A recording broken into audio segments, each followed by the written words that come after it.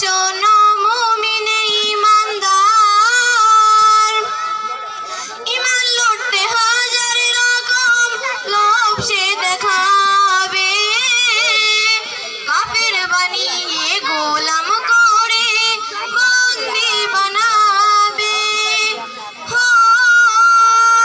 ঈমান লুটতে হাজার রকম লোভ সে দেখাবে,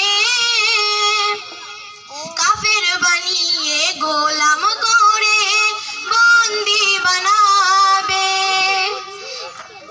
ঈমান থাকবে যার সিনায় আল্লাহ হবে তার সহায়, থাকবে যার সিনায় আল্লাহ হবে তার সহায়, যেন হায়াত মৌতের মালিক